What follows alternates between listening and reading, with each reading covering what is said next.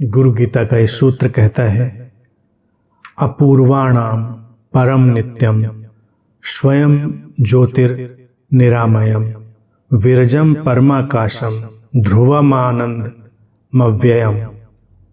गुरु चेतना का वो तत्व है जो सब भांति अपूर्व है, नित्य है, स्वयं प्रकाशित एवं निरामय है।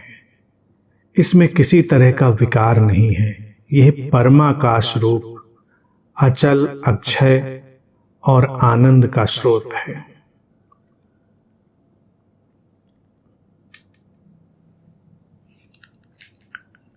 गुरु गीता में जब गुरु की महिमा और गुरु के प्रति अहोभाव के ये सारे सूत्र हैं और वो गुरु के गुणों की बात करते हैं अनेक अनेक कोणों से, तो मूल बात को हमेशा ही स्मरण रखना है। इसीलिए हर सूत्र में उसको याद कर लेना आवश्यक है कि ये किसी व्यक्ति के बारे में नहीं कहा जा रहा है।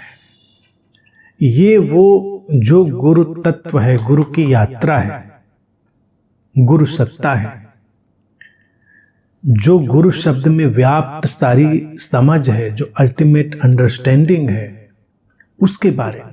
वो क्या है गुरु? जो सत्य की ओर जाती हुई यात्रा है, जो हमको आलोकित करने वाली शक्ति है, वही गुरु है। तो अब उसके सारे गुण, उनको अनेक अनेक ढंग से सूत्र कहता है।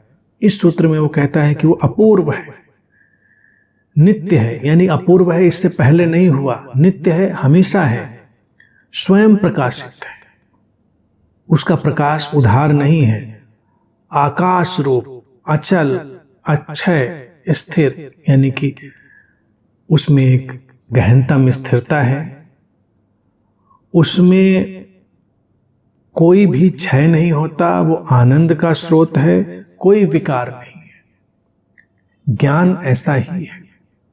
गुरु को हम देखें विशुद्ध ज्ञान की तरह। अब जो ज्ञान है, जो हमको जीवन में मार्ग देता है, या जीवन में हमको जो ज्ञान किसी ऊंचाई पर ले जाता है, जीवन के अर्थ का साक्षात्कार कराता है, वो ज्ञान कभी भी पुराना नहीं होता, अपूर्व होता है। नहीं, इससे पहले वो नहीं हुआ होता है, क्योंकि ये इस क्षण की ही घटना होती है और साथ ही नित्य है, यानी कि वो हमेशा है, वैसा ही है, बदलता नहीं। तो सत्य बदलता नहीं, लेकिन जब हमारे लिए घटता है तो बिल्कुल नया, नए ढंग से उसकी अभिव्यक्ति बिल्कुल अनूठी होती है। वो आकाश जैसा है, निर्मल, शून्य, कोई विकार नहीं उसमें, अक्षय, घटता नहीं, आनंद से भरा हुआ है, आनंद लाता है। तो कोई भी ज्ञान हमारे जीवन में अगर आनंद ना लाए तो वो ज्ञान नहीं हुआ। फिर ज्ञान अगर हमको बोझिल बना दे तो ज्ञान हुआ ही नहीं वो। तो सूत्र कहता है गुरु की जो सत्ता है, गुरु का जो रूप है, वो भी ऐसा ही है, ज्ञान से भरा हुआ। अगर वो किसी शरीर मन के माध्यम से प्रकट हुआ है तो भी उसमें यही सारे गुण होंगे।